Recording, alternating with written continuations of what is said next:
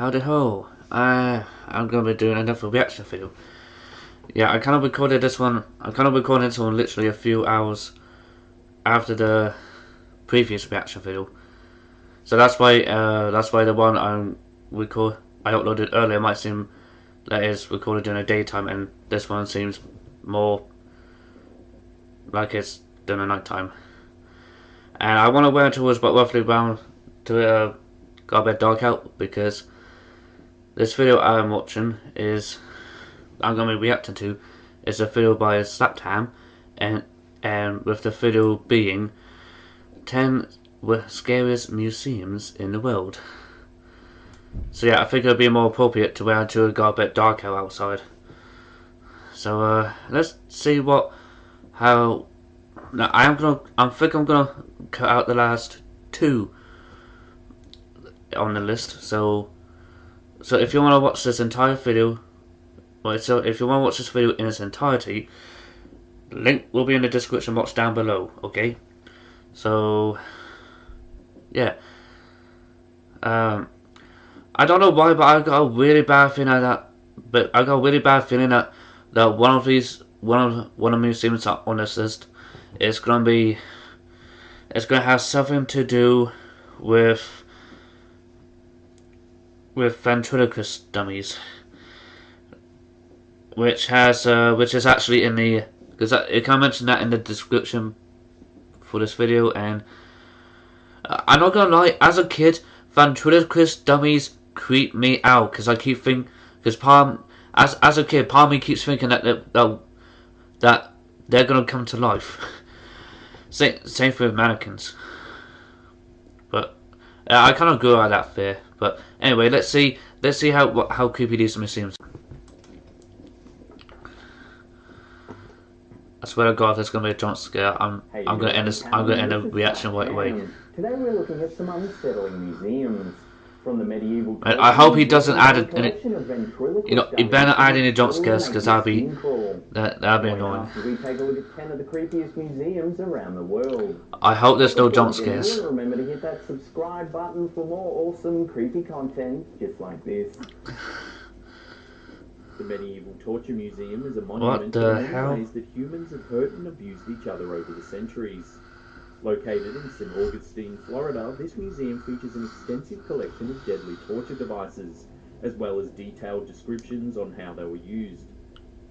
Eerie music helps set the mood, and there are many mannequins to help bring the gruesomely sadistic situations to life.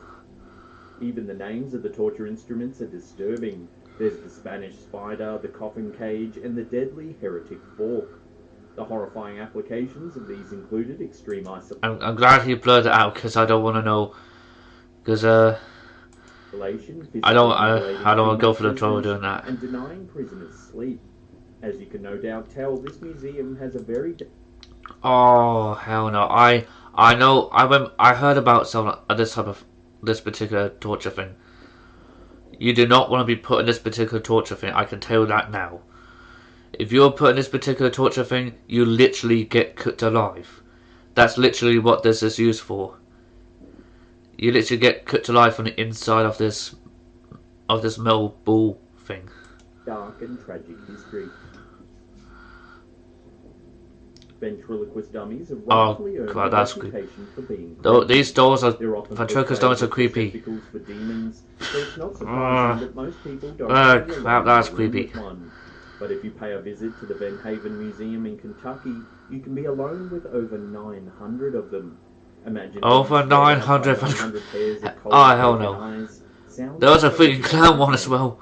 No, that makes it worse. It was started by an eccentric and wealthy amateur ventriloquist named William Shakespeare Burger. Burger blew his vast fortune acquiring over. Could that be a museum of stamp collections? Because his personal collection grew too big for his garage. The Van Haven Ventriloquist Museum has since gone on to become the world's largest collection of ventriloquist dummies and artifacts.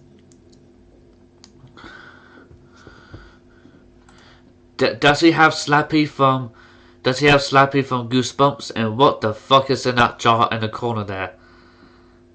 What? Oh hell no! This better not be a freaking I swear to God, this better not be a freaking museum of organs and body parts, because if so, then that's just wrong. Musée Dupuytren is a museum in Paris that's known for its disturbing collection of diseased and deformed medical specimens. It was opened in 1835 by an esteemed French surgeon with a macabre penchant for collecting organs, bones, and fetuses. Over the centuries, Yeah, body parts and organs. And the worst bit, they even got freaking fetuses. Oh God. That's just... the collection has grown to over 6,000 wrong. grotesque specimens. It includes jars filled with mutated body parts, conjoined twins, and babies with exposed internal organs. There are also wax models with confronting birth defects, and the preserved brains of patients with the neurological disorder aphasia. No doubt this is a valuable collection for medical enthusiasts, but it's also terrifyingly unnerving. I would never want to go visit that type of place. The Caravaggio Medical Museum is a museum in Bangkok that chronicles every disturbing facet of death. Here you'll find such stomach-churning sights as human bodies ravaged by murderers. Come on, another freaking museum of bodies. You know, I understand if it was something like if it was like an Egyptian museum, I understand that, because like if they have like any sarcophagi along with Egyptian mummies inside, I can understand that. I can understand that because that's part of a really old Egyptian culture, because that's like a really old tradition from many years back in Egyptian in Egyptian culture back then. But this is just messed up. This is just messed up. Displays that exhibit the effects of knife and bullet wounds, and the mummified remains of a notorious Thai cannibal. Really? Cannibal? Despite the nature of its exhibits, the museum is one of Thailand's most popular attractions. One thing's for sure, it's certainly a unique and memorable experience. Oh, it is memorable, mate. Oh. Visitors and unassuming tourists claim a dark and ominous energy hangs over the Glore Psychiatric Museum. This museum, founded in St. Joseph, Missouri, opened in... Well, I guess I'm not going to be getting any sleep tonight, am I? I don't think I'm gonna be having trouble getting to sleep tonight. Can't imagine why. Hell no. Though it originally served as the state's lunatic asylum back in 1874. The museum consists of carefully preserved artifacts that were originally used during treatments. Here you'll find confronting reminders of the torturous and inhumane conditions that patients were kept in. One such display is the lunatic box, a barely ventilated coffin that patients were placed in to calm down.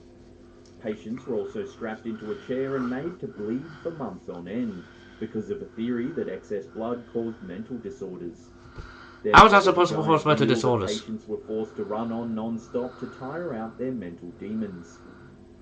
How is that supposed to help? To complete the experience, there are also electroshock devices, antiquated tools that were seemingly ripped straight out of a horror movie, and macabre artwork and graphs detailing all the suffering and diseased minds. How's that supposed to help?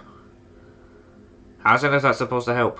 Lombrosso's Museum of Criminal Anthropology is an Italian museum created by Cesare Lombroso, a criminologist who was obsessed with the theory that deviant and criminal behaviours were affected by the size and shape of a person's skull. Fittingly, the creepy...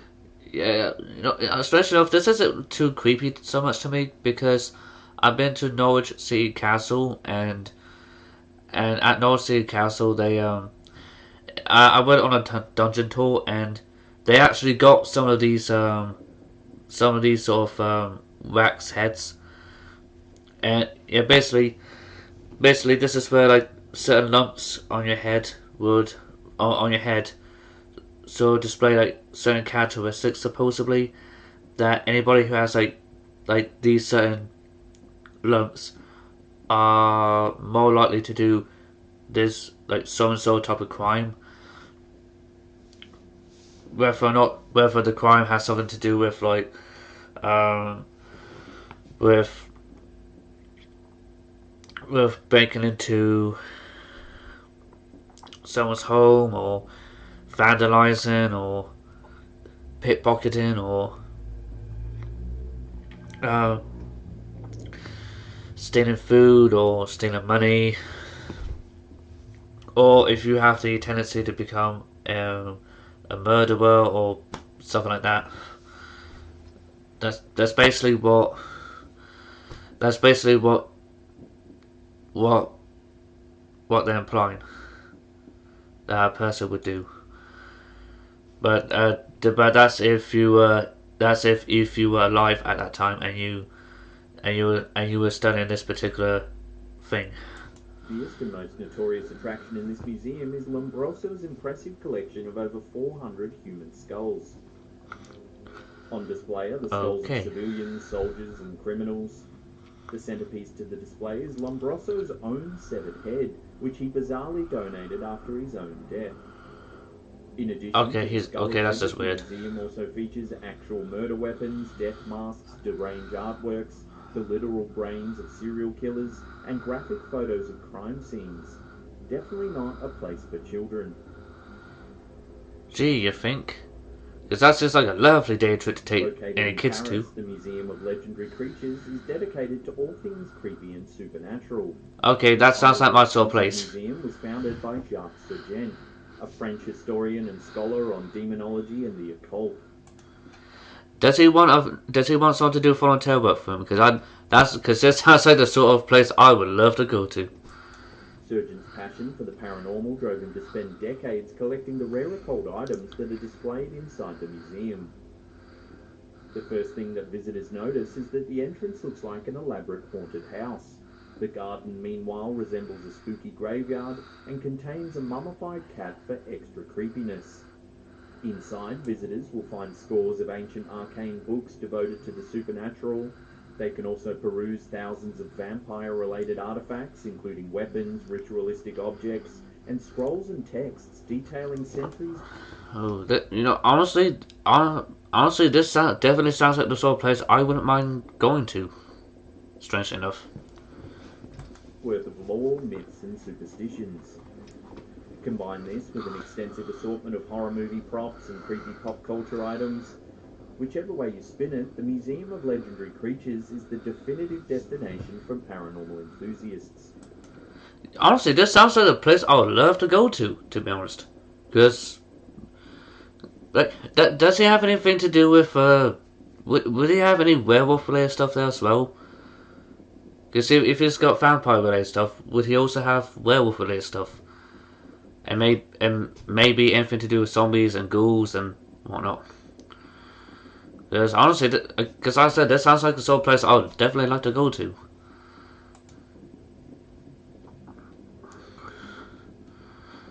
Like the Deptutrin Museum, Philadelphia's Mutter Museum is famous for its robust collection of strange medical specimens. Oh, come on, more medical stuff. It first opened in 1958 and is now run by Philadelphia's College of Physicians, who aim to educate the public about the darker aspects of medical history. The Mutter Museum contains everything you expect to find in a medical museum, like medical instruments and anatomical specimens, but it also contains some grotesque and downright squirm-inducing horrors. For instance, there's the wall made out of 140 human skulls. Then there's the Soap Lady, a woman who died of yellow fever and was later found encased within a mysterious gelatinous substance. I don't even want to know what that substance is. I do not want to know what that gelatinous substance is. Because it's more than likely going to make me unwell. Einstein's brain, a Civil War amputation kit. Wait, did he just say Einstein's brain? Other creepy attractions include a piece of Einstein's brain, Why would you have a piece of his brain? Why the hell would you have a piece of his brain? Why? Why? Civil War amputation kit, a former president's malignant tumour, a clogged 9-foot-long colon, the conjoined liver of a pair of Siamese twins, and a wax model of a woman with a horn protruding from her forehead. Visitors to the Mutta Museum find themselves fascinated and horrified in equal measures. This strange and eerie wonder is definitely worth a visit, provided you have a strong stomach. I don't think I'm gonna go there. Okay, I'm gonna cut it off there. Because, yeah. As I said at the start of the video, I'm gonna cut out the last 2 of this list. So, now, if you want to go and watch this video in its entirety and find out what the last 2 are, the link to this video on Slaptown's YouTube channel will be in the description box down below. And, yeah, the only one, so far the only one I would like to go to, that I wouldn't mind going to, would actually be that paranormal one, where the guy, with that one guy who had like all those vampire stuff and the scrolls and spell books, all things to do with paranormal, because that's the sort of thing I wouldn't mind going to. It doesn't really seem that scary so much to me. It literally seems like the sort of thing I'd love to go to. All the other stuff is just creepy as hell. Anyway, yeah, I hope you all enjoyed this reaction, and until next time, goodbye for now.